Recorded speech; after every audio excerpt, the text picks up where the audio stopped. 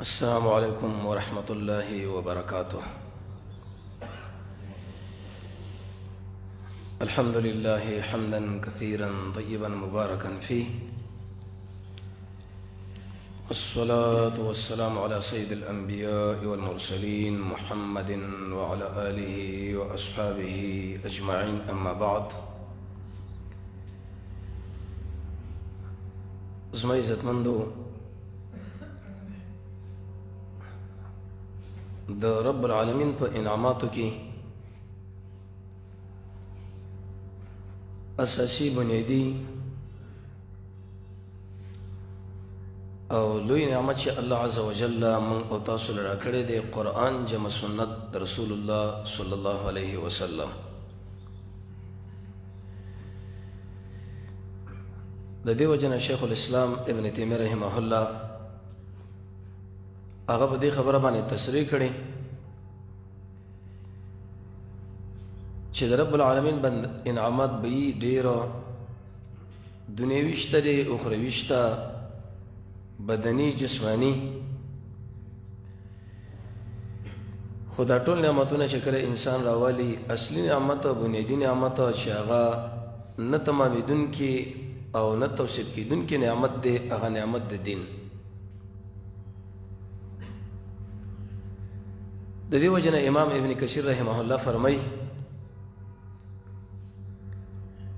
چې هیڅ یو مسله به موجوده نه وي او الحمدلله هغه په قرآن کې الله عز وجل ذکر کړی ده. د رسول الله صلی الله علیه وسلم په دې ارشاداتو کې شته. نن یو د هغه مسائل نه موږ دا تشریح کوو چې امت مسلمه بلکې ټول انسانیت په دې لوی پریشانۍ کې واقع دي، مصیبتونو کې. کم طرف چې سړی ګوري د انسان خفګان یا د مال پر رابطه باندې دا خفګان دی، او یا د قشان د بچو پر رابطه باندې، او یا د بدن پر رابطه، یا یو مصیبت دی یا بل مصیبت دی. د دې مصیبتونو علاج یا په بل تعبیر باندې چې نن امت مسلمه د کوم حالاتو سره مشت غریوان دي، پریشانی کې واقع دي، اقتصادي ضربې شته، بدني ضربې شته، د دشمن د خوان اور باندې تسلط او غلبه د څلور کونج دنیا کې ظاهري پریشانی ده. د دې خبرو علاج قرآن او سنت کوم خودلې لري یا کومه طریقه سره استعمال کی چې الله عز وجل د مصیبتونو په وړاندې د غختلی غوندې ودرې او هیڅ نتیجه د کامیابی شي او چته درجه وګټي.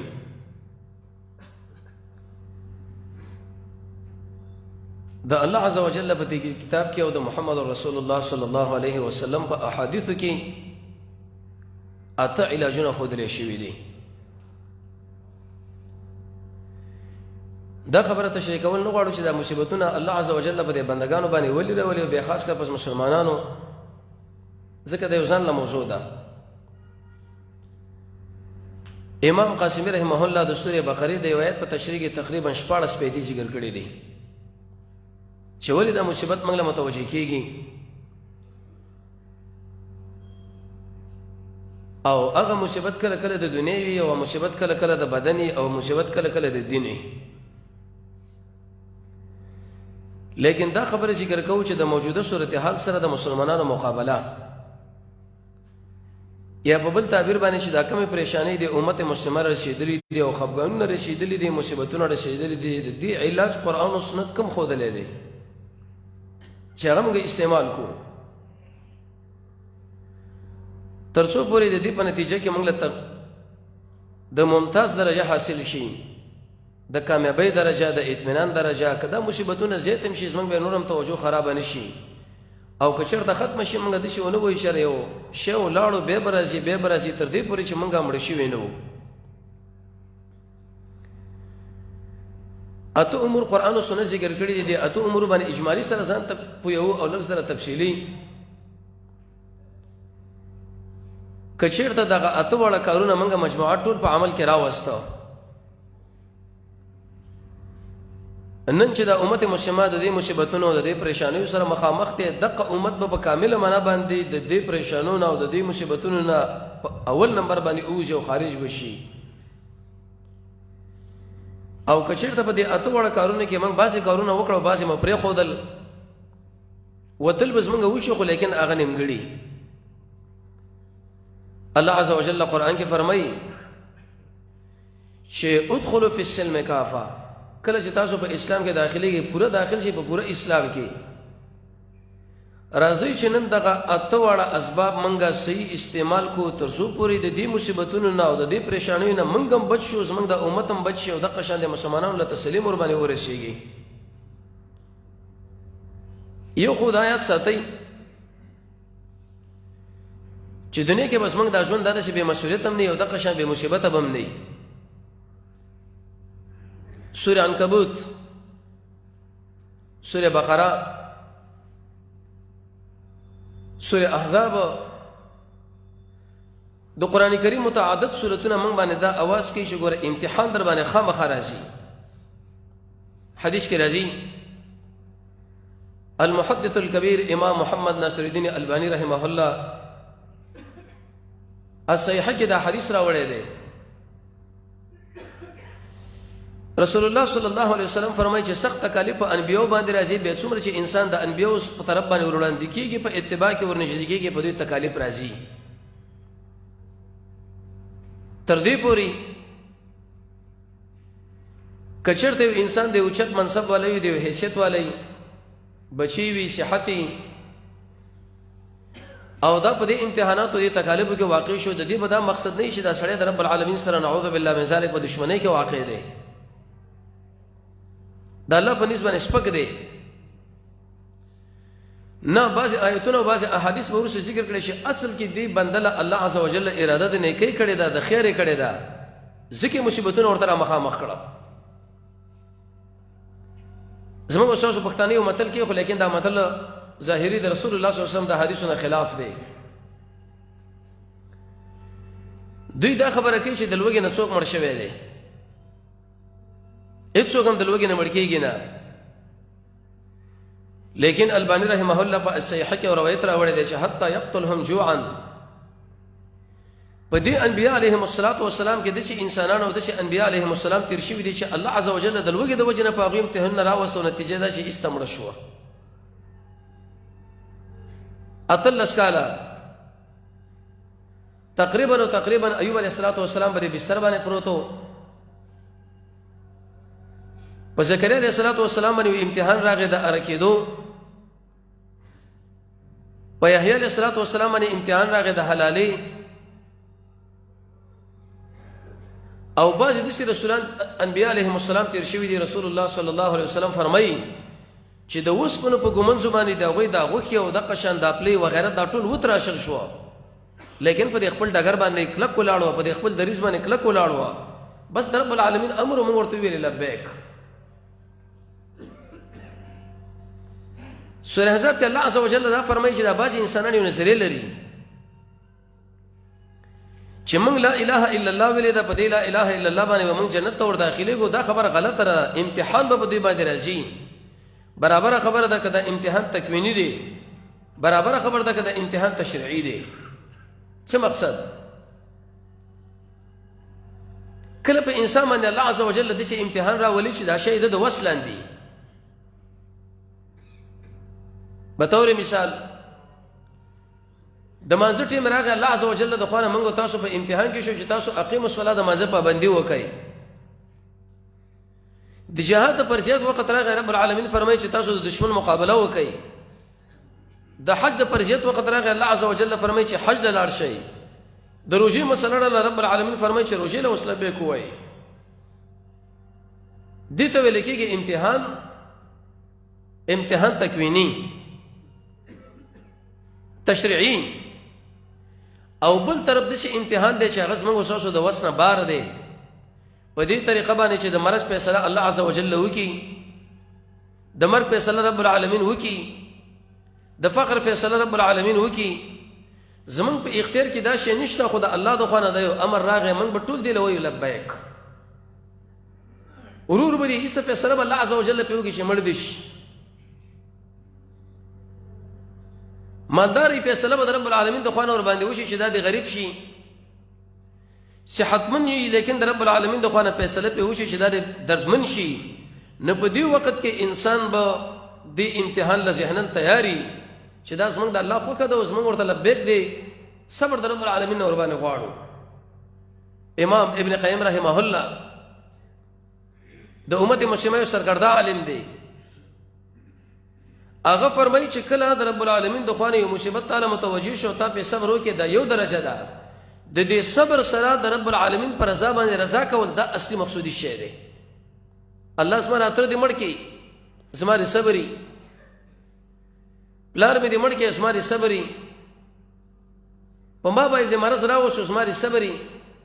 لیکن د دې صبر باوجود د رب العالمین ستا پر رضا باندې ګوره ما خپل رضا ښکاره کړه. دا نو ډېر ګران کار دی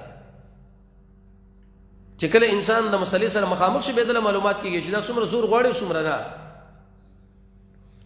نو یو امتحان الله عز وجل فرمایي سورې عنکبوت کې د ده د نفس امتحان دی. نفس تعالی وایي دا شی وکړه، د الله او د الله د رسول د خوا نه تعالی خبره متوجه ده چې ګورې دې شي نه ځان ساته. سیدنا و امامنا عمر بن الخطاب رضی الله تعالی عنه یو عجیبه توصیه کړې ده. اتلس وصیتونه کړي دي. یو وصیت پکې دا دی چې په تاسو کې یو کس د ګناه سره کله مخامخ شو، یو ملت دوه ملت درې ملت صبر وکړي، ټول عمر به ستاسو خوشحالي ده. او که چېرته بالفرض و تقدیر یو ملت دوه ملت درې ملت تاسو صبر ونه کړئ ور وړاندې شولئ، ټول عمر به ستاسو خفګان دی. عبد الله بن عباس رئیس المفسرین حبر الامه ترجمان القرآن البحر دې څلور صفتونو باندې دا یادېږي. هغه فرمایي چې الهوا اله یعبد، دا د خلکو نفس او د خلکو خواهش او دا د خلکو یو خدای دی چې دا خلک هغې له بندګي کوي. زړه مې داسې ویلي دي، نفس مې دا خبره کړې ده، زمونږ رسم او رواج دا خبره کوي د مجبوریت په اساس باندې موږ دې له راوړاندې شو. دې مقابله دویم امتحان چې دی هغه د مور پلار امتحان دی. سړی چې کله دیني احکاماتو له مخامخ شي او عمل کې راولي، نو په دې وخت کې اولنۍ مقابله د مور د خوا نه او د پلار د خوا نه ورسره کېږي چې په دې دیني حکم باندې به عمل نه کوي. که ته چېرته عمل کې ګوره موږ عاق کړی نه دي منو، خیرا درته کوو. دا خبره هم تجربې سره ثابته ده. سعد رضی الله چې کله اسلام راوړو، مور دا خبره د سعد ته وکړه چې یا سعد، تر څو پورې چې ته په محمد رسول الله صلی الله علیه وسلم باندې کفر ونه کړې، د هغه نه انکار ونه کړې، زه د ډوډۍ په طرف راوړاندې کېږم نه. سعد رضی الله د هغه احترام وساتو، وقار وساتو، خو داسې ورته ویلې وې که ستا په دې بدن کې سل کرتې د ارواح اوځي او ننوځي، اوځي او ننوځي، اوځي او ننوځي، زه چېرته په محمد رسول الله صلی الله علیه وسلم باندې کفر نه کوم. د امتحان دی. دریم قسم امتحان چې دی هغه د خلکو امتحان دی. څه مقصد؟ ته چې کله په دې ټولنه کې په دین باندې عمل کوې نو داخل ستا سره په دشمنۍ کې راځي، ابلیس تاله وسوسه اچوي. ابن قیم رحمه الله فرمایي چې په دریش مقاماتو کې ابلیس په موږ باندې گزار کوي او حمله. یو په مقاماتو کې دا دی چې ستا یو ملګری په ګناه کې بالفعل اخته دی، ته که چېرته هغه وایي چې دا صاحب ګناه ده پرېږده، ابلیس تعالی وایي دا خو ستا سره ملګرتوب پرېږدي، انډیوالي پرېږدي، هغه پوهېږي او کار یې پوهېږي، کیسه کې مه اوسېږه. دا د ابلیس د قبضو نه یو قبضه ده چې په موږ تاسو باندې راغله. داسې انسانان بیا تاله ځای نه درکوي، داسې انسانان بیا ستا سره ملګرتوب نه کوي، داسې انسانان بیا ستا سره ناسته ولاړه نه لري. یاره دا خو پلانې سړی دی، دا یو مسلمان دی، داعي دی، مجاهد دی، که د سره چېرته موږ ناسته ولاړه ولرو، د دشمن په هدف کې دا دی کېدی چې زه مو سره ګیر شم، دا یو بل امتحان دی. الله وایي دې له به هم تکړه ودرېږئ. څلورم قسم د مولیانو امتحان دی. سړی چې کله په صحیح دین باندې عمل کوي، هغې ته لبیک ویلې، د مور او د پلار او د ورونو په رابطه په واسطه باندې دقه ملا به ستا مخې له راشي چې د اسلام په دین باندې زه ستا نه ښه پوهېږم، قرآن او سنت ماله ښه معلوم دی، پرېږده دا کارونه مه کوه بلکې په دې ګناه کې ځان اخته کوه که ته وي دا ګناه ده په ورځ قیامت زه پوهېږم او ستا هغه جرم پوهېږي وبال زما تر غاړه الله عز وجل قرآن کې په دې باندې بار بار تصریح وکړه ولا تزرو بار بنی کې بارون کې بار د بل چا ګوره چې په دې امتحان کې ستاسو کې ونه خوېږي الغرض په دنیا کې د امت مسلمه پریشانی زمونږ استاسو دې ناستو ملګرو صح حالات رجوع قرآن له سنت کو چې یا الله د ستا په کتاب د رسول الله صلی الله علیه وسلم په سنت کې کم د شي امور دي چې موږ استعمال کو تر څو پورې د موجوده پریشانی نه د امت اوزي خوشحالي موږ لري راشي اطمینان موږ لري راشي ملګری د ملګری سره خپا پلار د زوی سره خپا لور د مور سره خپا انګور د خوا کې سره خپا استاد د محتمم سره خپا طالب العلم د استاد سره خپا دکاندار د گاګ سره خپا دې پریشانی علاج قرآن او سنت په اته امور کې ذکر کړي دا اته امور چې خپل کړه رب العالمین مطابق د امن پزار اولی د خوشحالي د ټول نمخ کې اساسي بنیادی اولنې سبب چې پریشانی له دکور کوي د منځ وړي پلجئی ختمي مړکئی سملئی الايمان بالله عز وجل رب العالمین باندې ایمان تاسو نن دکاندار سره کې نه وکړ پټه په ولاړ دی د زمیدار سره کې نه وی خرچه کیږي او هیڅ حاصل په لاس راځي نه دیو بل چا سره کې نه چې د ار چا سره کې نه الا ماشاء الله مگر هغه چې رب العالمین وغواړي هغه به شکایتونه کې هر سړی په پریشانی کې واقع دی کې شکایت کوي کني کې پریشانی یقیني ثابت ده ایمان بالله الله عز وجل قرآن کې فرمایي تصریح کړی دا ان الله یقینا الله عز وجل شده يدافع معنا دفاع عن الذين امنوا دا هغه انسانانو چې هغه مؤمنان دي کوم انسانان چې مؤمنان دي رب العالمین د دې خلکو په تایید کې واقع کیږي دوی په دفاع کې واقع کیږي او دوی د مشکلاتو نه مصیبتونو نه به ساتي نو سوال ځین لراغي چې د پریشانیو د حل لپاره اساسي بنیادی اولنې سبب چې دغه ایمان دی الله عز وجل په دې باندې تصریح کړی دا چې زه دې ایماندار نه په دې پاکه واقع کېږم او د مصیبتونو نه لري کومه خو زدا پیژندل پکار دي چې د ایمان اخر ویل شي صلاح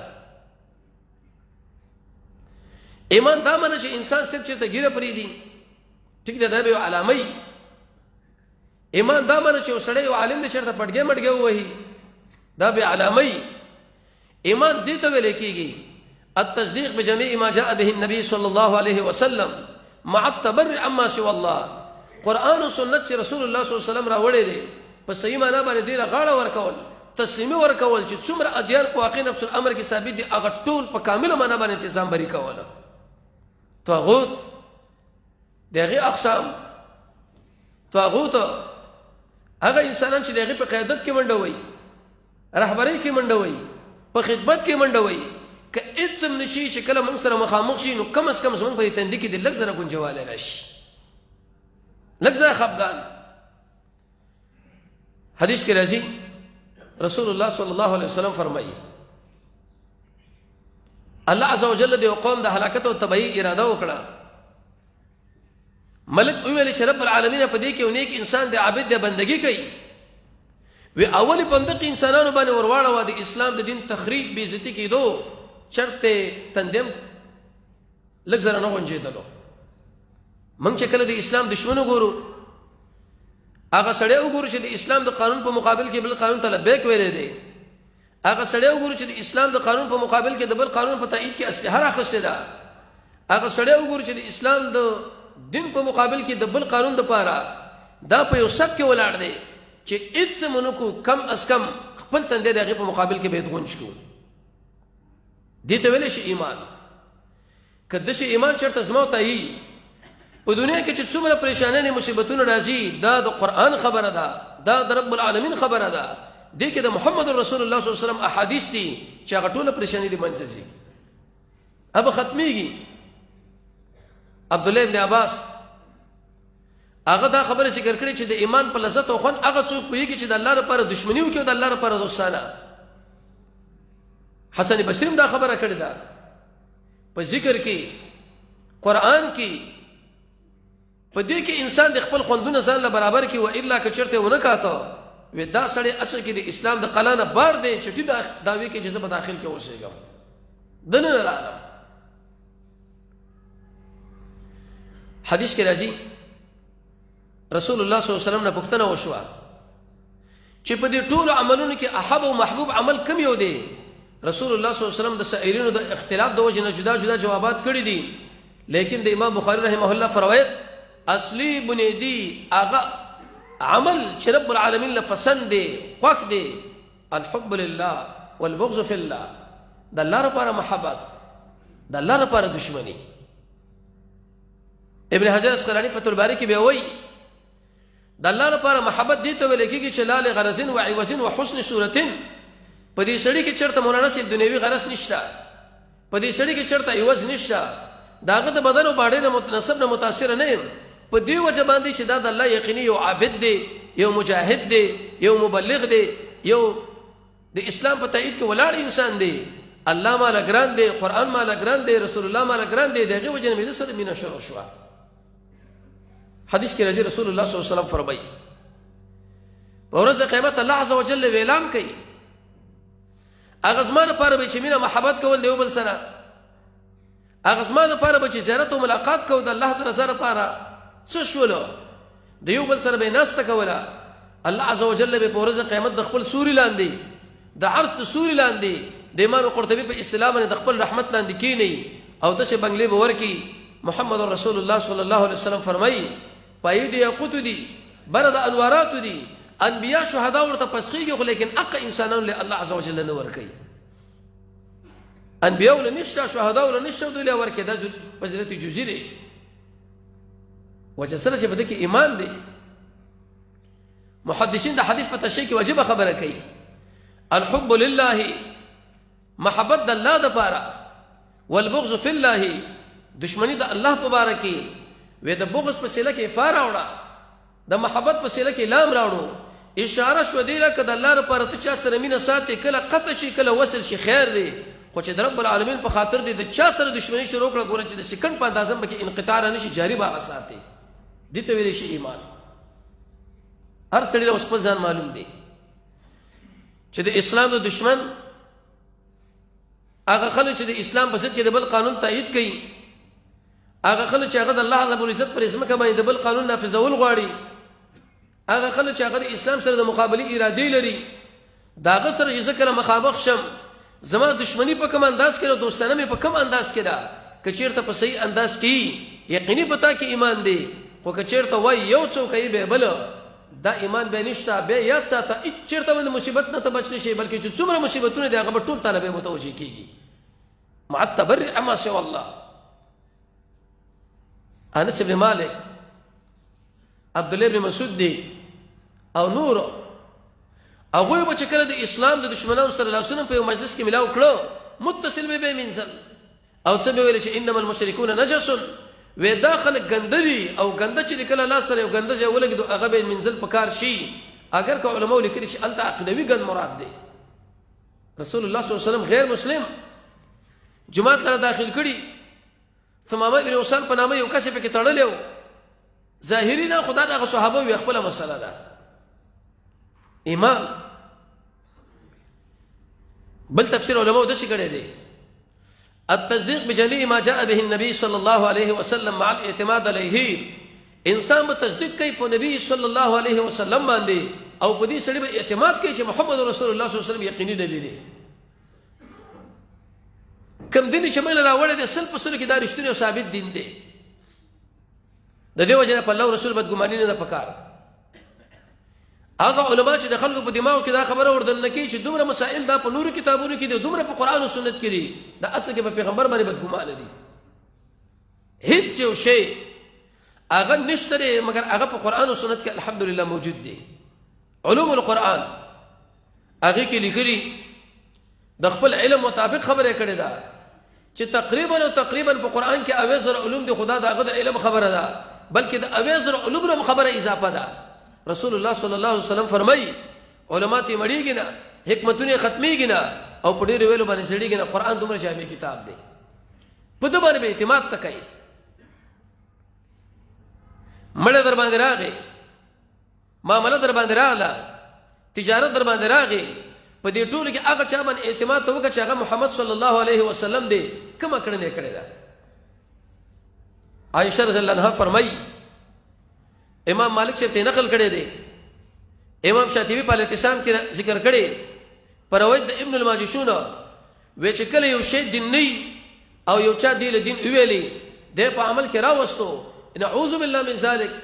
عائشہ رضی الله عنها فرمایي و د دې کوم کې دا ګمان دی چې محمد رسول الله صلی الله علیه وسلم په اسلام کې خیانت کړي لري اما زه د اسلام په تایید کې ورواقع شوم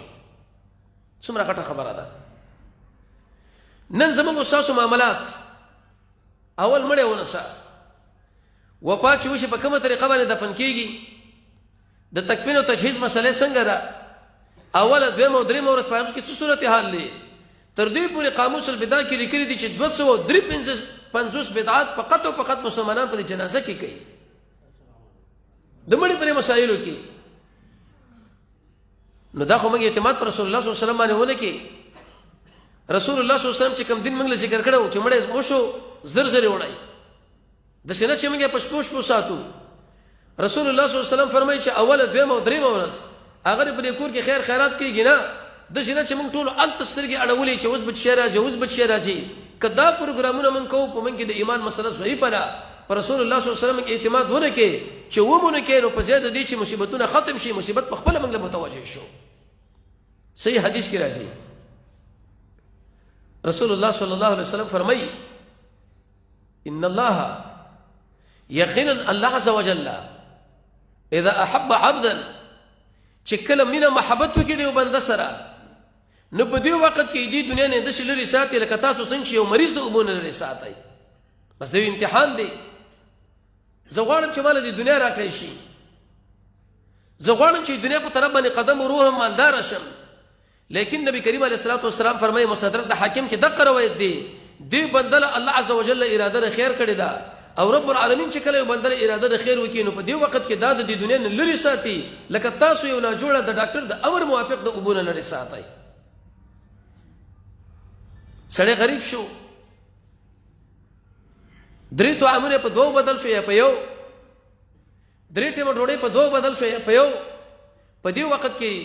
دا بوسوي چې الحمدلله ما کې ایمان دی الله عز وجل ما سره د محبت اراده وکړه ځکه دې امتحانونو کې واقع کړم جزې پزې منکم دې ته طلب بیک وای دغه نه ورسره مصیبتونه د منځي و الا کته دې له بیک نه وای په زیاده دي چې مصیبت د کور کې مصیبت په خپل ځان لرا چل کې شکایت و خاصم تیریږي تیر شو عبد الله بن مسعود روایت ذکر کړی دی یو طرف دین دی بل طرف دنیا الله عز وجل دین او دنیا دا د کې فرق راوستي ارچ دنیا د دوه جمع دشمن دوړو له ور کوي لیکن ارچ دین دی هغه فقط هغه انسان له ور کوي چې د الله سره په دوستانه کې واقع شوی دی نبی سین له سوال راځي اې دې دا خبره معلومه شو چې کله یو سړی مالدار شي دغه په ایمان کې به نقصانی ځکه ظاهر د حدیث خدا معلومیږي د اق مالدار په باره کې دوه روایت ځان سره یاد ساتي صحابه کرام رااله وی ویل یا رسول الله دا غیر مالداران چې دوی خرچي ورکړي زکاتونه ورکړه صدقات ورکړه او من غریبانو سره شی په دې کې موجود نه نو وکړو وې زه به تاسو له شی وخم ذکر شروع کې سبحان الله الحمد لله لا اله الا الله والله اکبر دا تاسو وایي مالداران د دین خبر شو مالدار چې کله خبر کیږي او هم د دې فقراو غو په دې ذکر باندې شروع کړي نو په دې وخت کې دا فقرا را لوي ویل یا رسول الله هغه مالدارانو خو ام صدقې ورکړي ام ذکرونه شروع کړ د قران تلاوتونه رسول الله صلی الله علیه وسلم په دې مقام کې څه جواب وکړي وې دغه مالداري چې مسلمان سړي ورکړي شوی د الله فضل له نو هغه خو زموږ په اختیار کې نه معنا چې موږ تحقیق کو بل چاله ورکو حلال مال دا رب العالمین فضل له چې کله په انسان باندې وشي عبد الله بن مبارک هم دغه شان تجارت کو په دې مناسبت باندې چې د الله فضل وصول کم او د الله په دې فقراو بندگانو باندې خرج کم ورسره بر صدقې متعلق به غرش او بل روایت کې دا راځي رسول الله صلی الله علیه وسلم فرمایي دنیا د مؤمن د پاره زندان دی د کافر د پاره جنت دی عبدالرحمن بن عوف اوچت تاجرو بعضی منافقان دغه خو نه لاله وستا په ایمان کې کمی زیاتې ودا څنګه وی رسول الله صلی الله علیه وسلم فرمایي چې دنیا د مؤمن د پاره جنت زندان او د کافر د پاره جنت. ته خو ډېر انتهایی مالدار یې، ته نو بیا څنګه مؤمن یې؟ عبدالرحمن بن عوف له قسم ته فشار راغی، تکلیف راغی. انت رسول الله صلی الله علیه وسلم خواله راځي. جناب نبی کریم علیه السلام هغه تسلی ذکر کوي چې دنیا د مؤمن د پاره زندان دی او د کافر د پاره جنت دی. دې به دا مقصد نه چې مؤمن به مالدار کیږي، نه، مؤمن به مالداري، خو په دې ټوله مالدارۍ کې به د خپل خواهش مطابق ژوند نه تیروي، لکه څنګه چې په زندان کې زنداني د خپل خواهش مطابق ژوند نشي تیرولی. دې دا معنا ده کوم ځای نه دې وګټلو، کوم ځای کې دې خرج کړي، په کوم نیت دې وګټلو او په کوم نیت باندې دې خرج کړي. الغرض مصیبتونو سره امت مخامخ دی، پریشانیو سره امت مخامخ دی، لیکن د دې مصیبتونو علاج، دې پریشانیو علاج د هغې دپاره اته سببونه قرآن او سنت ذکر کړي دي. اولنی اساسي بنیادي سبب الایمان بالله عز وجل، په الله رب العزت باندې ایمان. شاه ولی الله سے فرمای ایمان کې دوه خبرې مهمې دي.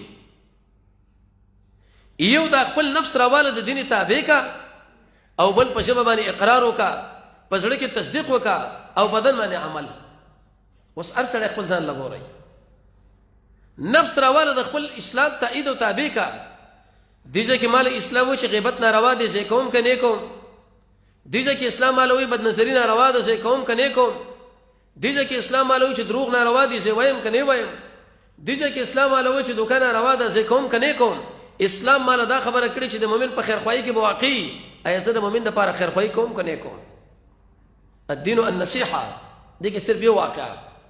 به خپل ځان په تل. رسول الله صلی الله علیه وسلم فرمای د اسلام دین هغه نصیحت دی د الله د پاره، د قران د پاره، د رسول د پاره، د مؤمنانو د پاره، د خاصو د پاره، د عامو د پاره. جرير ابن عبد الله البجلی نبوي سے بشرح مسلم کې لیکلی دی،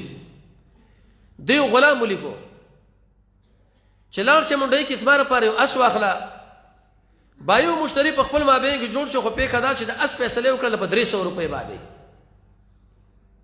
300 روپے باندې رقم وی سید الزماش اسی بدی مقام کې را روان کی کله شکور لرا وستو خادم ورته وی جرير ابن عبد الله البجلی چې دغه اسما راوړو په 300 روپے باندې مې خسرې، چونکه ما سره په منډي کې روپے نه وینو ته بس خپل روپے دلا ورکا. جرير ابن عبد الله البجلی چې کله دې اسنا تاو راتاو شو، اس دې قیمتیو، اوس راشي ایمان لګورای، به خپل ځان تللو لګورای. نو دی بایې له ویلې چې د استا په څو باندې خرج کړي دی، ودا په 300 وی 400 روپے درنه کم. هغه نور لا نور به چې د اسنه کړه تاو شو وی 500 روپے درنه کم، وستا خوخه به چې د اسنه تاو شو وی 600 روپے درنه کم، وسوا 800 روپے پورې خبره ورسېدله. د 800 روپے اسی په 300 اخسته وو، خو جرير ابن عبد الله البجلی چې مشتری دی هغه دی بایلا 800 روپے ورکړي ودار سره والو ز الله دې مرشه. چا ورته ویل دا ولې دا خدای 800 روپے شو په 300 باندې تعالی پروته د بعض خلکو په اصطلاح باندې والجمالو مفت مالو. و ما د محمد رسول الله صلی الله علیه وسلم سره په دې مسله باندې بیعت کړی دی چې زه به د هر مسلمان خیر خوایي کوم، د دې مسلمان خیر خوایي په دې کې و چې دغه اصل ما په 800 روپے باندې اخستې وي. وستاجر دکاندار خرید او فروخ والا خپل ځان لدی وګوري چې ایتر چا سره په مابله کې راځي چې ستاسو ایمان د تقاضا شوی دا کله نه ده شوی. کچیرته دا گاډي د 800 او هغه سړی په تابانه خرڅ کړي په 300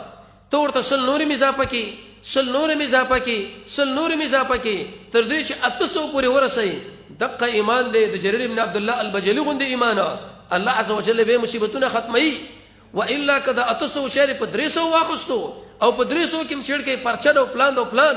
200 لرا ولې د شي ایمان به اچرته د مصیبت نه به بچنی کی. خپل ځان له سر سړی ګورم ټوله قران او سنت لابراتوار او په دې باندې موږ تاسو د خپل ځان کړو معلومه. قران کې الله عز وجل مستقل دی بارکه سورت نازل کې ویل تبو برباد دي شي په جهنم کې کندې دې وغورځولی شي للمطففین هغه دکانداران چې هغه په دې ډنډه کې کمې زیاتې کوي هغه علما چې هغوی په دې علم کې کمې زیاتې کوي داسې انسانان دي الله عز وجل فرمایي د جهنم منځ له ورغورځولی شي څومره ګرانه خبره ده زه دا منم چې امت مسلمه پریشانی کې واقع دي د پریشانی علاج په ایمان کې دی خو ایمان یوازې ګیره نه ده ایمان یوازې پټګی نه دی ایمان یوازې چارکونجه جامې نه دي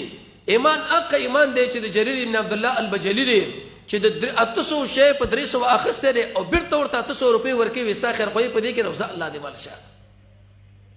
دویم اساسي بنیادي سبب چې امت مسلمه د پریشانۍ سره واقع دی او دا ور باندې بچ کېږي بالتقوى چې کله په انسان کې تقوا رااله تقوا والسمانه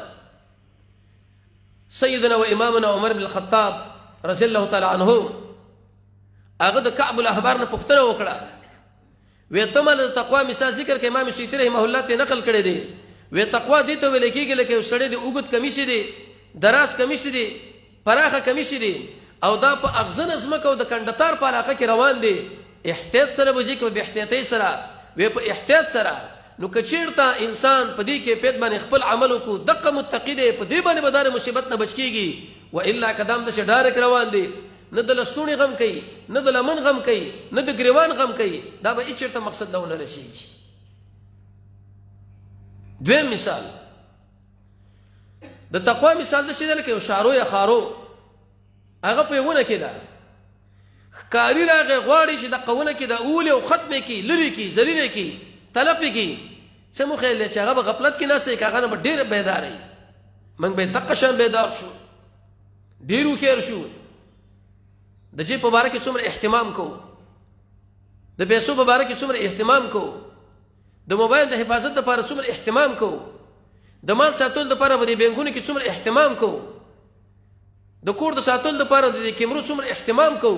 لیکن د ایمان د ساتل لپاره د تقوا اهتمام غوړه به وکړ دی که چیرته زمونږ د شي تقوا پیدا شو لکه دا کوم چې وسرو سره ذکر کیږي د مصیبتونو سره مقابله پیمن کوو رب العالمین قربانی منګه غالب او بالا کی و الا کن مصیبت من سملولي او د پاسه نور بر روان دي بیا بر روان دي بیا بر روان دي حذیفه ابن یمان یو رسول ملګرو لوي ویلي و اتقوا تقوى النفاق اي خلکو د منافقت د تقوا نه ځان وساتئ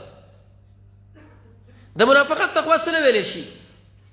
د منافقت تقوا دی ویل شي چې د خلکو په وړاندې سړی نه شي ځان بزر کړي څټي کوګ نیولې معمولی غو خوراک وکي زړی جامې اچولې دي په دې ناسته کې ورو دي زنګون باندې خپل د ځنې خودلې ده خلک به دا ګمان کوي چې جناب خو ډېر اوچت عالی سړی دی خو چې بل ځکه شي به لیوشي زه په دې درسونو کې دا ویل کېږي امامنا وسيدنا امام قرطبي رحمه الله فرمایي وکته وګواړي چې د مصیبت نزان خلاص کی د پریشانی نزان خلاص کی د غیر پر اساسي او بنیادی دویم سبب چې تقوا ده تقوا دا من کنزل کوي کنه کوي د ژبه کنټرول موږ ناس انسانان تاسو وګورئ رسول الله صلی الله علیه وسلم فرمایي سوچ کنزل کوي دغه سړی په دې کنزل باندې منافق شو ملری کورونای مینه دې مې نکړه مینات دی وکړه او نتیجه کې ولیکل چې دا د څومره ورخطا کیږي د پیغمبر په لابراتوار کې موږ تاسو ثابت شو چې به منافقان جوړیږي خو هغه انسانان چې کنزل کوي ایا موږ تاسو د ناس انسانان کنزل کوو کني کوو ولا تنابزوا بالالقاب د پحشان ځان ساتو کني ساتو په کوم شبانه چې رب العالمین خپکیږي هغه وړاندې کیږي کنه وړاندې کیږي چې په کوم شبانه موږ له امر کړی دی هغه لا تړلې کنه مو تړلې کله چې موږ نه ګناه شو استغفر الله مې ویلې ده کوم نه دی ویلې کله چې موږ به تور مثال د ګناه سره مخامخ شو ځان مستاب کړي کنه دی کله چې موږ نه نیکی او شپاغي متشکر او شکر استلې ده کنه دی استلې او کله چې د نور مسلمانانو سره مخامخ شو هغه مهم ګڼلې کوم نه دی ګڼلې د رب العالمین سره زموږ استاد هغه ژوند په کوم ترتیب باندې دی د طاغوت د موږ ځان ساتلې کوم نه دی ساتلې د رب العالمین سره محبت شته کې نشته دی د الله بندګین په وفاداری سره کړي کوم نه دا کړي د خپل ځان د پاره چې کوم شی غواړو د بل مسلمان د پاره مغوخته کوم نه دی غوښتي ک چرته مغوخته نو پوهه شه بده باندې چې دغه انسان کې تقوا ده دا سره اوچت دی د الله په نسبت قیمتي دی د شي انسان په دغه عمل باندې د دې مصیبت نظام به بچ کړي مصیبت مخلو به ودرېږي الغرض د مصیبت پریشانی د هغې د ختموالي دپاره اساسي بنیادي مهم رکن هغه تقوا ده. 5 مرتبه ځان سره یاد ساتئ. تقوا دې ته ویل کېږي چې کله انسان نه ګناه وشي به اصطلاح توبه وباسي. تقوا دې ته ویل کېږي چې سړی کافر ایسته په اسلام کې را داخل شي. تقوا دې ته ویل کېږي چې اشتباهي شیانو سره مخامخ شي د استاپ والی. تقوا دې ته ویل شي چې په دنیا کې زاهد شي. او تقوا دې ته ویل کېږي چې دا خپل زړه فقط او فقط رب العالمین له متوجي کې او بل چاله نه. الله عز وجل قرآن کې فرمایي ومن يتق الله، څوک چې د رب العالمین نه یریږي، منی ذکر کې نارینه ده که زنانه، عربي دی که عجمي، عالم دی که امي دی، کشر دی که مشر دی، تعلیم والا دی که غیر تعلیم والا. ومن يتق الله، څوک چې د رب العالمین نه یریږي، الله عز وجل بدل رزق ورکړي من حيث لا يحتسب، او د پراخۍ نه به د تنګۍ نه به الله په پراخي راولي. مخرج ټول مفسرین د آیات په تشریح کې فرمایي مخرجا څه معنا؟ مصیبت سره مخامخ شوی الله عز وجل ته دا مصیبت ختموي، په بل طرف باندې به روان کی. دریم اساسي بنیادی سبب چې یو سړی وغواړي چې موجوده صورتحال کې څومره مصائب راغلي دي، څومره پریشانی راغلي دي،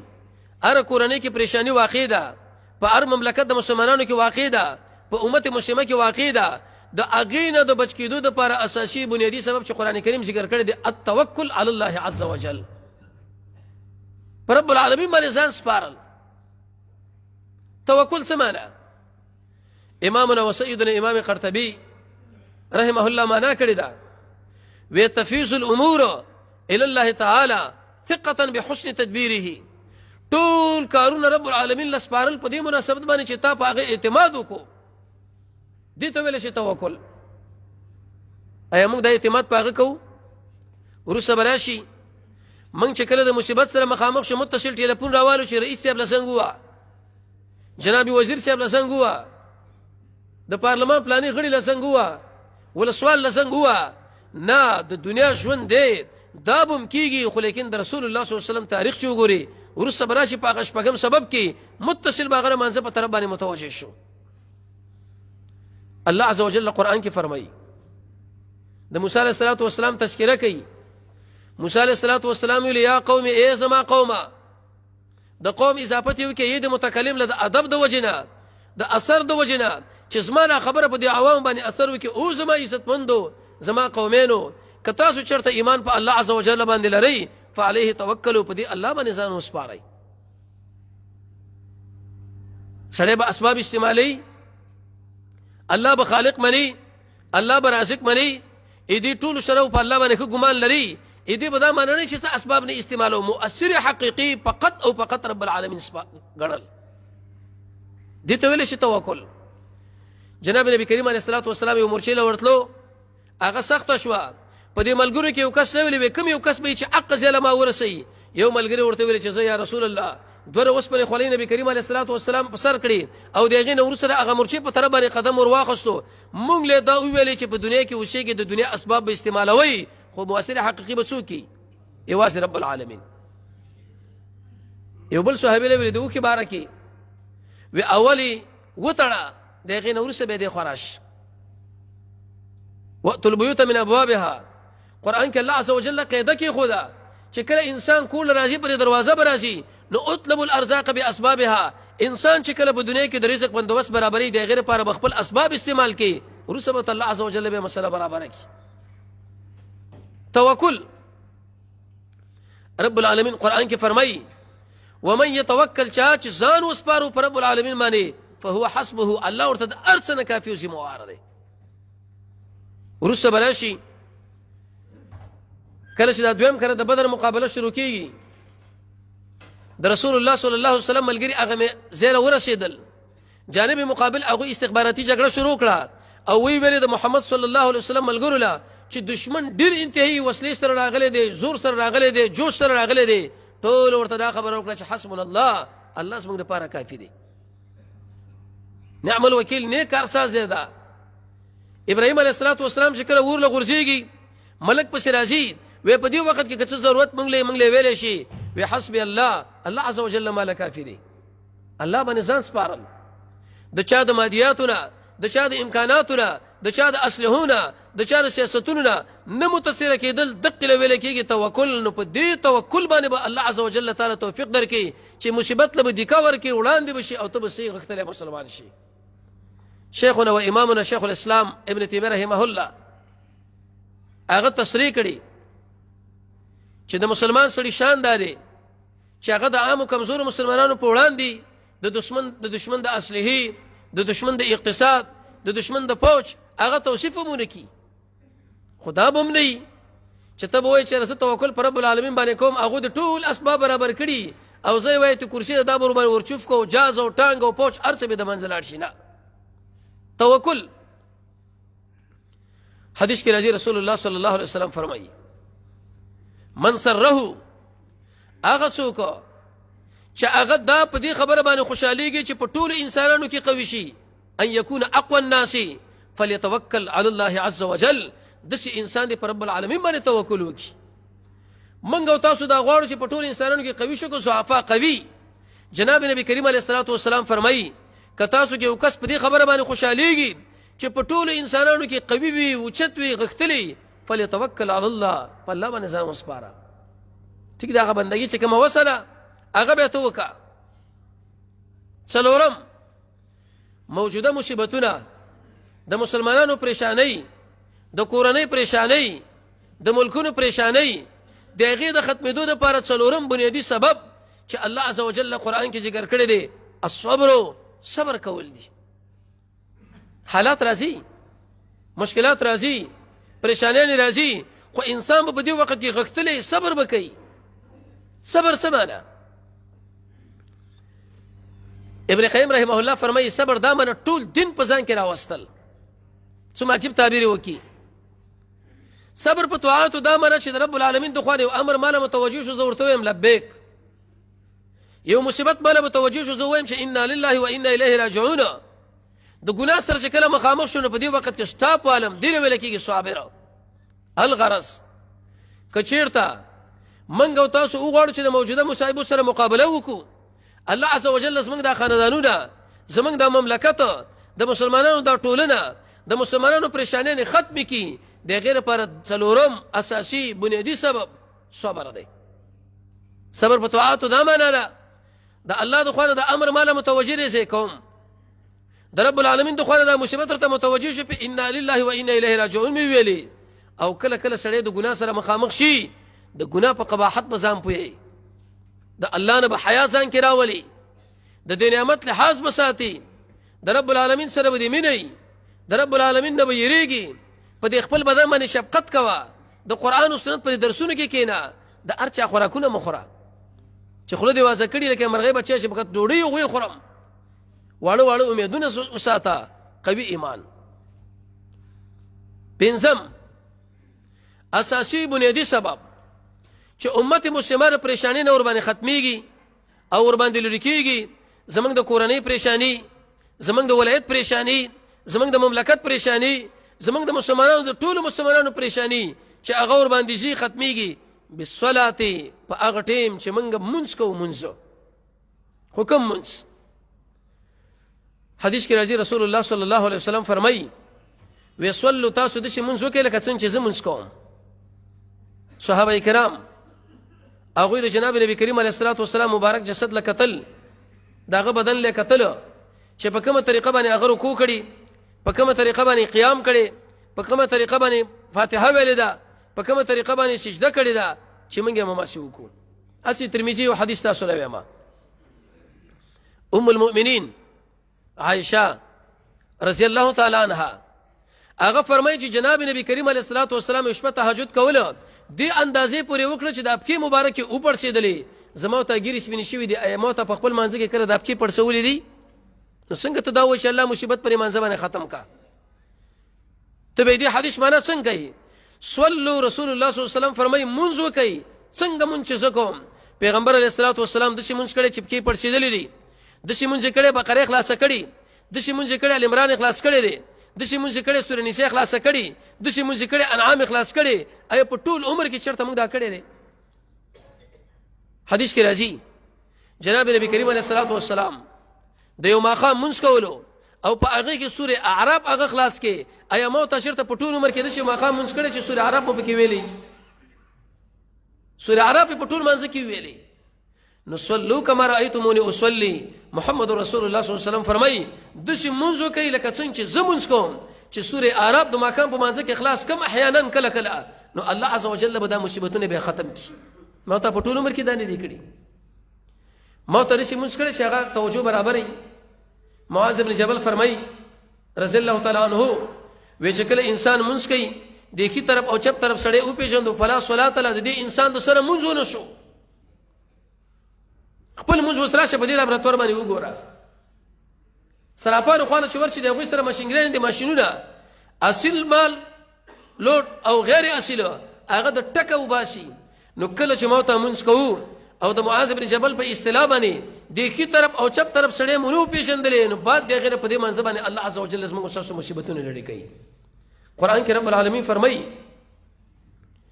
استعینوا بالصبر والصلاه کتا سو وغواړي چې د مصیبت سره مخامخ شي مصیبتونه ختم شي صبر وکړئ مونږ څنګه وکړي رسول الله صلی الله علیه وسلم تشریح کړی دی مونږ څنګه وکړي صحابه کرامو تشریح کړی دی چې دله ولکیږي جائز وسیله حدیث ابو داود کې راځي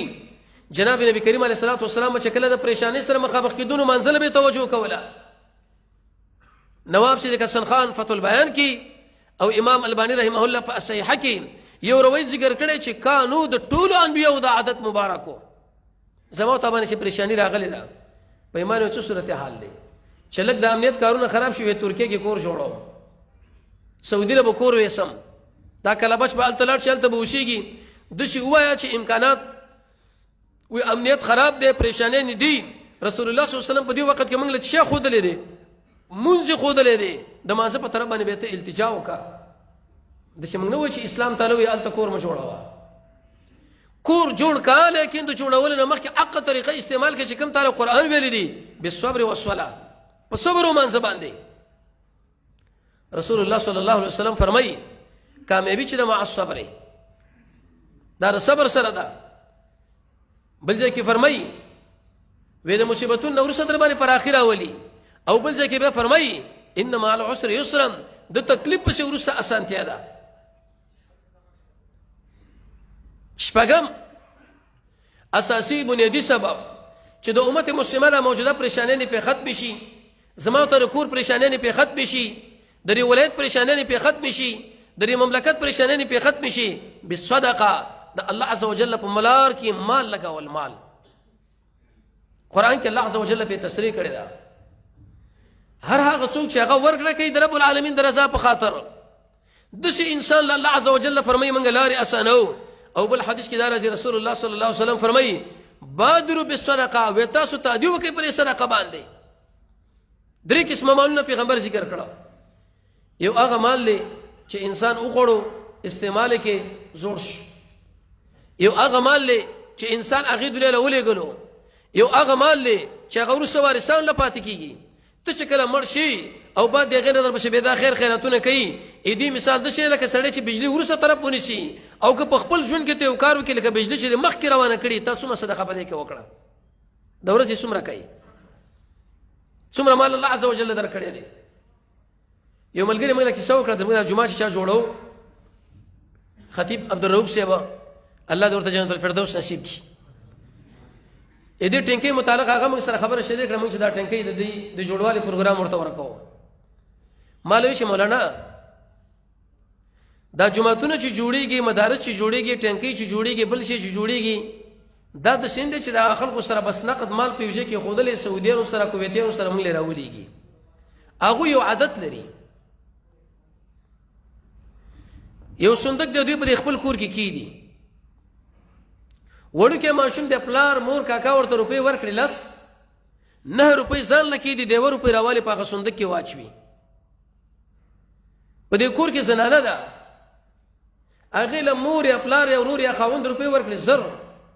500 روپۍ ځان لپاره دا 500 راوالي هغه صندوق کې واچوي یو بل بوډا سپینګری دی هغه سره په دې جیب کې 100 روپۍ دي چې ځان لپاره دي سره راوالي په هغه صندوق کې واچوي یو بل کس مامور دی هغه څو روپۍ ځان له پرېږدي څه ماهانه ځان له عمر هغه په دې صندوق کې واچوي بیا نو دې لپاره انتظار کوي 6 میاشتې 7 میاشتې 8 میاشتې کال بعد صندوق چې کولاو کې دغه ټولې روپۍ راوالي هغه کې د واړه ماشوم برخه ده هغه کې دغه کور د زنانه برخه شته دغه کور د سربراه برخه شته دغه د سپینګری برخه شته دغه سړي زنانه چې نه امور ورته ویل شي دغه برخه شته دا چې کله راجمه کی چې دومره ریال شو یا دومره پلانې مر روپۍ شوي نو بیا اوقاف لا یو عریضه ولیکي چې دومره مال ما سره دی زه غواړم چې په هر مملکت د مسلمانانو کاغه به طور مثال مشرقي علاقو کې کاغه مغربي کې کاغه په شمال کې کاغه په جنوب کې جماعت جوړول غواړي ټینکۍ جوړول غواړي مدرسه جوړول غواړي زمونږ د عمل پاغه کې ولګوا اوقاف چې به هغه خلک عریضي کوي هغه ورته وایي چې مثال افریقا کې افغانستان کې یو جماعت دی چې هغه د 900 کسانو په تعداد باندې کسان بګیږي شي اقمال چې هغه جمع کړي هغه دومره نو دا سړی به راوړي دلته اې دې تصویرونه وغیرہ برابر کې الته ولېږي وې ته شهادتونه موږ تاسو ګورنه دي جوړ کړي موږ همیشه ماشوم هم دی لکه نه ولې شریکا دا ماشوم تربیت خرابول دي هغه د خپل ماشوم د پاره د کور پرې منځ کې یو صندوق یې خودلې چې تاره د کاکا اختر کې 100 روپۍ درکړي لس بچیا 8 روپۍ د استعمال کا دا 2 روپۍ راواله هغه تبرو هغه مشروع د پاره په هغه صندوق کې واچوا ماشوم د ماشوم ته موږ په صدقه ورکول باندې عادت هغه چې به غټيږي نو همیشه دا غسر کوشش دی چرته مدرسه جوړ کم چرته دارالایتام جوړ کم چرته کویو وهم چرته بل موږ د ابتدا نه پم دی باندې چې راکا نه خپل شی جوړولې شو نه بل چا سره کومک کولې شو نه بل ودا په دې طریقه باندې دا شیخ خلک جوړي څومره جی نو صدقه عبد الله ابن مسعود فرمایي وکله چې وسړی مسلمان سړی له مال ور کوي ترڅو پر شي دې مسلمان په لاس کې پریوځي د ټولو نه مخکې د رب العالمین په دې لاس کې پریوځي څومره عجیب په کومه کیفیت باندې رسول الله صلی الله علیه وسلم خپل کور لراځي د ام المؤمنین عائشه نه پوښتنه کوي چې من کوم ګډه لال کړو پاغه کې شفاعت دي وې ټول مسرقه کې صرف یو لاس پاتې دي یو پخې پاتې ده وې ټول زموږ د پاره پاتې دي مګر عقص موږ د پاره نه دی پاتې هم خورو استعمال مکو شیخ الاسلام ابن قیم د امت مسلمه یو عالم دی صاحب نظرۃ النعیم دوی دا لیکلي وې ته چې کله مسکین انسان له مال ورکړي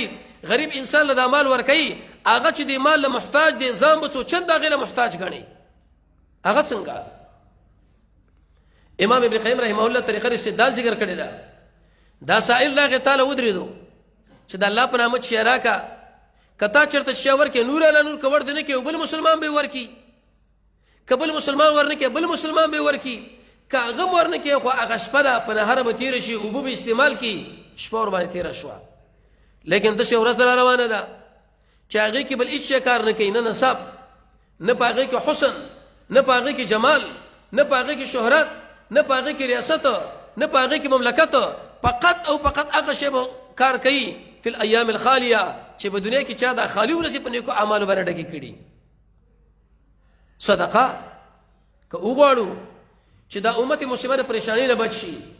وګړو زموږ ته قرآنی د پریشانی نه بچي وګړو زموږ ته مملکت د پریشانی مصیبتونو نه لړی شي د ټولو نه مخکې اساسي بنیادی د صدقې مسله اتم ومو قضاء حوائج المسلمين رحمهم الله زموږ ته په خاندان کې پریشانی شته زموږ ته په مملکت کې پریشانی شته زموږ ته په قرآنی کې پریشانی شته د امت مسلمه پریشانی شته اې دې د ختموالي د لپاره محمد رسول الله صلی الله علیه وسلم یو حدیث ویلی دی د خلکو پریشانی نه ختمه کا شیخنا و امامنا شیخ الاسلام ابن تیمیه هغه په 40 غنټې د خلکو په خدمت کې لګیو امام ابن قیم رحمه الله ورنه کله پوښتنه وکړه چې جناب شیخ صاحب دا څه مسله ده د هر مسلمان سړي سره ته منډې ترړې وایي منډې ترړې دي شروع کړې دي هغه به یو حدیث ورته ویلي چې الله عز وجل د بنده په تایید کې واقع کیږي تر څو پورې چې دغه بنده بل مسلمان په تایید کې واقع شي ته وګوره مو تر مسلمان سره څومره خدمت کړې حدیث کې راځي رسول الله صلی الله علیه وسلم فرمایي یو کس ته بتاسو کې مسلمان او هغه د مسلمان سړي سره یو سات منډه واخسته یو سات نتیجه به دی اجر به دی لکه محمد رسول الله صلی الله علیه وسلم چې یو میش په مسجد نبوي کې اعتکاف وکي نو یو میاشت چې رسول الله صلی الله علیه وسلم اعتکاف وکي عمل اعتکاف دی د هغې سره روژه ده معتکف پیغمبر دی ځای مسجد نبوي دی لږ اجر دی که زیات اجر دی ډېر انتهایي اوچت اجر دی نو شیخ الاسلام ابن تیمیه رحمه الله هغه به 40 غنټې د مسلمانانو سره منډه والا نیت به صحیح و د الله د رضا په خاطر زما مشکل هېڅ تشویش مه کوه سره د سره منډه او بیا د ابن قیم صاحب تربیت وکړي وی رسول الله صلی الله علیه وسلم فرمایي الله عز وجل د بنده په کومک کې دی تر څو پورې چې دا بنده د بل مسلمان سړي په کومک کې واقع شي نو په دې باندې زما د رب کومکونه ماله راجلبېږي د وکیل صاحب نمبر بوالو د شاروال صاحب نمبر بوالو د امنیت صاحب نمبر بوالو د والی صاحب نمبر بوالو لیکن په ټولو کې د کمال خبره داره چې د رب العالمین کومک من ځان له راجلب کو راتاوي کو هغه په څه باندې راځي ته خپل ځان سره سوچ وکړه چې دې هفته کې یا دې ورځ کې ما د بل مسلمان سره څومره کومک کړی دی څومره مو سره منډه کړې ده میکه هم د ځانه جوړول نه دي پکار چې هر څه یې فقط زه یې وخورم او بس میکه کې دغه عادت دی د هغې په دې خوا کې یو بچی دی او هغه وږی یا تږی یا تړلی شوی دی یا مړاست دی خو لیکن دې له چې چا واښه کېښودل ګیه کېښوده اوبه یې کېښودې د خپل ځان غم کوي چې څنګه زه وخورم کمال دا دی چې انسان یې په بل انسان باندې استعمال کړي حدیث کې راځي رسول الله صلی الله علیه وسلم فرمایي وی هغه سړی به جنت ته داخل نشي چې کله دا په خېټه باندې موړ دی او خوا کې ګاونډي وګیري ته اوس سوچ وکړه تا څومره پوښتنه کړې ده د عمل د قبلېدو دپاره ته دا شرط ګڼې چې عمل په دې باندې قبلېږي چې چا به شرک نه یې کړی الحمدلله وی زه د قبر پرستۍ نه بچ یم د عمل د قبلېدو دپاره اساسي شرط دا چې چا طاغوت نه منډه نه یې کړي الحمدلله وی که طاغوت په تایید کې واقع نه یم غواړم یم نه لیکن دغه عمل دی د جنت د داخلېدو دپاره اساسي او بنیادي سبب دا دی چې ته په خېټه موړې ګاونډی دې وږي رسول الله صلی الله علیه وسلم فرمایي جنت له نشي تللی ایمان در کې سره نشته دی ما ته څومره ارزیابي کړې د خپلو کورونو ګاونډیانو افتخار سره چې دا خبره وکړي یاره وې د ما داسې ژوند دی سار وختي وځم ماخوستن راسم بس د الله فضل دی مونږ په محله کې څوک په چا باندې کار نه لري نو پیغمبر څه وایي چې ته کله موړې خوا کې د ګاونډي وګیرې جنت له نه ځي ایمان هم در کې نشته پکار ده چې د هغې ارزیابي ته وکړي څوک د ګاونډیان دي د هغوی څه مشکلات دي اتم اساسي بنیادي سبب چې یو سړی وغواړي چې مشکلات ور باندې ختم شي مصیبتونه ختم شي ذکر د رب العالمین حدیث کې راځي رسول الله صلی الله علیه وسلم فرمایي چا چې د زنون د یونس علیه السلام دعا ویل چې لا اله الا انت سبحانك اني كنت من الظالمین کله چې مسلمان سړی په دعا کې دقه الفاظ وایي الله عز وجل هغه ټول مسائل د منځوړي ختموي ما ته دعا څومره ویلې ده حدیث کې دا هم راځي لا حول ولا قوة الا بالله ودا د عرش د خزانونه یو خزانه ده کونړ والا نه پوښتنه وکړه نورستان والا نه پوښتنه وکړه د بدخشان او پنجشیر والا نه پوښتنه وکړه هغه انسانان چې د هغوی په ولایاتو کې دا معدنونه دي کله چې هغه معدن کني او په یو ځای کې هغه دانې روزي مال روزي څومره خوشحالي هغه له حاصله ده چې څومره کار یې کړی ده هغه ټوله ستړی ته ختمه شي رسول الله صلی الله علیه وسلم فرمایي د عرش د خزانونه یو خزانه دا کلمه ده چې لا حول ولا قوة الا بالله ته په ایمان ووایه چې آیت دې خزانې له کله ور داخل شوی دې خزانې دې کله مال راخستی دی او هغه مال چې در واخیستو هغه به یې ساتلی دی الله عز وجل قرآن کې فرمایي من جاء بالحسنه چا چې نیکي وکړه او مال یې راورسوله داسې نه دي ویلې چې من فعله موږ او تاسو اول نیکي نه کوو که نیکي کوو 3000 ځایونو کې موږ هغه نشر کوو پاشي کوو رسول الله صلی الله علیه وسلم فرمایي د معوذتین مبارکي انسان چې قل اعوذ برب الفلق او قل اعوذ برب الناس وایي بل سړی چې تر څو پورې په څومره شیانو باندې ځان بچ کړي دا سړی د هغه نه ډېر اوچت دی په بچ کېدلو کې په تحفظ کې په عوض کې په نسبت سره اغله الغرض سوال کورنۍ کې پریشانی ده مصیبتونه ولایت کې پریشانی ده مصیبتونه په مملکت کې پریشانی ده مصیبتونه امت مسلمه کې پریشانی ده مصیبتونه دې مصیبتونه علاج څه شی دی کوم کړنه موږ وکړو قرآن جمع سنت رسول الله صلی الله علیه وسلم من او تاسو د پاره اته امور ذکر کړه کچيري تقا کارونه موږ وکړو د دنیا دا ټول پریشانونه به ختم شي او کدا کارونه موږ نه کړی پریشانی خدا نور هم را رواني او چې زوم خپه روانو دنیا به خرابه قبر هم خراب التم د ټول نمخ کې اساسي بنیادی اول الایمان بالله عز وجل، پر رب العالمین باندې ایمان لرل. دویم اساسي بنیادین التقوى، د ټول مسلمانانو نه ځان کته ګڼه، هغه په ځان باندې ټول نه اوچت ګڼه. دریم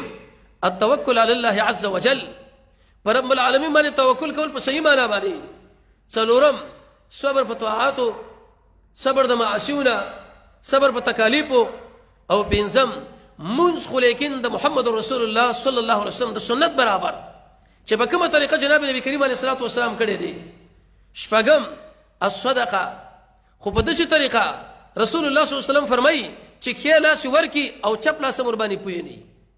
هر سړی خپل ځان لګوري. وم جناب نبی کریم علیه الصلاه والسلام فرمایي یو مسلمان راجک شو، د نورو مسلمانانو حاجتونه پوره کړه، هغه ختم کړه، لری کړه. او اتم دعاګانی، ذکر د رب العالمین، چې کله دغه اته امور بهم تاسو لوي ما ایمان، دویم تقوا، دریم توکل، څلورم صبر، پنځم منځ، شپږم صدقه، وم د مسلمانانو حاجتونه پوره کول، اتم ذکر او دعا. د اته کارونه چې ارچا وکړه، کور کې مصیبت پریشانی ده الله به ختم کی، په ولایت کې مصیبت او پریشانی ده الله به ختم کی، په مملکت کې مصیبت او پریشانی ده الله به ختم کی، د امت مسلمه پریشانی ده الله به ختم کی. رب العالمین دې زموږ سره ټولې پریشانۍ ختم کی، او الله رب العزت دې د اته کارونه په صحیح معنا باندې موږ تاسو توفیق را نصیب کی.